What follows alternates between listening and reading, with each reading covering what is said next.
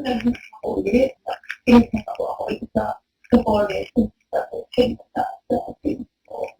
Tapos, yung pag nasabi na rin,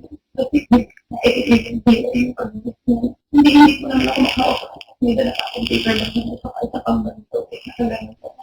Tapos, pinapot talaga ako ng iba kasi masyado lang tapos after nun, tapos na after ko, gusto mo na ako, hindi ko sabi ko, okay lang po ba yun? Kinukomfort ko yung sarili ko na okay lang. So, okay lang, hindi ko, wala yung baka, ano ko lang kasi babae ako, kaya gano'n lang lang ako.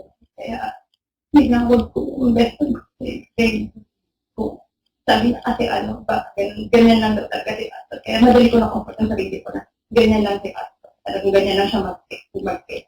Hanggang sa dumating one morning, 6:30 to 7 ako umalis. Wala pa itong office ito to. Tinawag ako ni Pastor. Tapos kinis niya po ako sa toilet. Nagulat ako. Nag-kiss ka siya sa lips.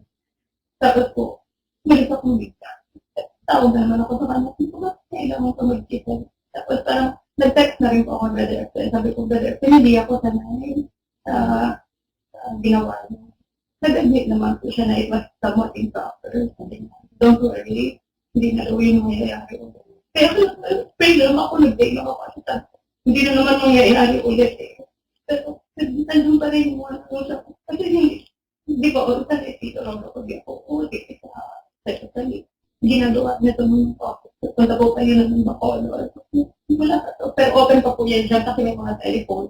Sinabi yung brother. Kaya wala na po sa akin mga record. Kasi yung una parang siklirin ko na approach po. Kasi wala akong gusto sabihan na iba. Kasi lalo na siya yung para sa rin na sabi wala yun. Alis sila lang ako. Kasi sinabi ko alis siya kami ng focus tomorrow. Sabi naman siya, parang hinilig niya pa nga ako dito. Pero wala ako po ito. Ginagawa ka lang. Bumaba po kayo noon. Bumaba. Ewan ko po saan kayo dati. Nung kita na po kayo, tumago siya dito. Nagpunta siya dito. Ako naiwan ako dito. Nakakanap ako dito. Ako masyado bakit siya pumunta doon? Akala ko kung paano yung lahat. Hindi siya kailangan pumunta pa sa isang tabi. Talagang kung dumating kayo. Punta pa na ako. Lahat, pinipento ko sa kanya lahat. Pero sabi niya ganyan lang ang parati niya dinidepend sa pastor. Naiintindihan ko kasi ako part lang sa akin dinidepend ko pa sa pastor. Kasi yung ka-respect saan ko talaga eh. Yung part ng pagkababae ko, nung hindi na okay eh. Kaya kailangan ko sabi ko kung hindi ako naiintindihan ng lalaki. Siguro kailangan ko nang mag-fight sa babae. Matagal, may sinasabi na ako kay Ate Michelle, pero hindi ko sinasabi ako. Sabi ko lang na si Michelle, ganito yung nangyayari yung pastor. Sabi ko, okay lang ba na ganito yung pastor? Sabi niya, hindi, kailangan ko punta si Michelle dito sa church. Kasi, hindi nga naman yung story. Oo, pero she's the one. Sinabi ko si Michelle na, sinabi ko sa kanya na yung Michelle, ako yun. Umiyak na siya. Kasi hindi siya pa naman. Kailan yun po? Galing silang Bacolod din yung may nagbato. Oo, yung may nagbato po dito sa bubong dito nun. Nagdala din po ako ng coffee. Okay, basta may kausap po kayo dito tapos sa dalawa. Nagkausap kami sa may tabi na ako. Hindi po yung Sir Ellen. Doon po kayo sa labasan. O kasi sabi ko po sa kanya, invite yung friend mo na umalis na lang siya sa church na yun. Kasi invite mo lang siya dito sa church natin kasi hindi na tama ginagawa niya. Saka sabi mo pa, Iglesia ni Cristo na.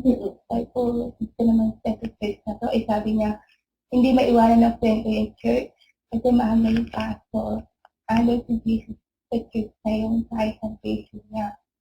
So, sabi ko sa kanya, pag-pray na lang natin yung friend mo lang yun. Tapos hindi po ako na-convince na parang isa mind ko, pag nire-recall ko lahat ng kwento niya about kay Michelle, hindi ako convinced ito na bakit ganun yung heart ko, bakit paano ko kwento si Michelle, masyado sa affected sa Michelle na yun eh. Hindi mo yung pagkakakwento niya kasi, andun talaga yung iyak niya kasi sabi ko, dito mukhang may mali. So, pinilit ko po siya. Tapos after ito. may nangyari. Sa kinuwento niya naman, para siya ibang kinuwento niya. Tapos hanggang sa kami dalawa na, hindi na ako nag-usap. Noong pagkatapos ko yun ng Wednesday night, pagbigay ko po ng coffee. Ito ba dito po yung panaging ko dito? Hindi ako nag-gusto ko ng coffee. Yung ito ni Jessica, open arm, para imply na hug. Tapos yung pag nag-hug ako, pagka-release mo, yung nag-kiss-kiss ko, parang ako namatay na lang ako noon. Kasi never ko in-expect na gagawin ko doon. Sa akin kasi parang lalo lang na barena sa utak ko na na-justify yung ginagawa kay Giselle. Pero nag-pray pa rin ako na mahihil din ko. Kasi sabi ko, madai pa rin naman magaganda ginawa sa Daddy Excel sa amin. Baga, i-comfort mo na lang kaming dalawa. Kung ano yung mangyayari dito, andun pa rin yung respect na ibalik mo pa rin yung normal life ko na pag-edit tayo na pupunta ka sa church. Andun pa rin yung fire sa heart ko na at sinistik ko lang talaga, satisfy yung salvation namin. Tanggalin mo na itong anger o hatred o ano sa heart namin. Together, pag nag-uusap po kami dalawa na, ito is topic, hindi na healthy ito sa ating dalawa. Narinig tayo ng kalaban. Lagi sinasabi sa atin na defend natin yung vida natin, ganyan-ganyan, apply natin yung teaching, Sister Gigi, Sister Elena. Kaming dalawa yung nagbibigay ng lakasan lang. Kasi naiinit pa rin ako sa kanya kasi nagsabi talaga siyang affected na baliwalain na lang natin until that time na in-notebook na namin na we have to live in a normal life. Sabihin ko muna ba? Mamaya. So, in-notebook na po namin dalawa kasi parang hindi na nga po healthy. Diretso kami sa church. Tapos nung nangyari po yung Wednesday, Sunday, sabi niya sa akin, ate Jay, ayaw ko na makita. Tapos nung worship na yun, service na yun, iyak na kami, iyak na dalawa. Hindi kami nagsasalita, pero same burden na kami na nagko-constant kami sa isa't isa. Na-observe ko talaga sa kanya. Tapos nagko-question siya, ano problema ng dalawa? Alagi pang sagot sa kanya, family and work. Ang sa iyo, Sturgeon, may iba pang nangyayari. Ano po? May iba pang nangyayari. Yung huli po, yung dito po, yung pag-hangin sa akin niya. Kasi po, nung siguro yung convert ako na, may point of comparison po kasi yung fatherly love, yung friendly love.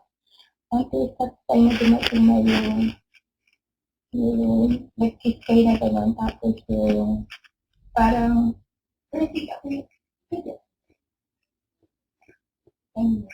yung po, hindi ko nang yun nga po, parang hindi na komportable yung nararamdaman mo na every time na nag-hug. Pero deep inside, pinakahit mo pa rin yung ganun pakaramdam na hindi mo. Okay. Good.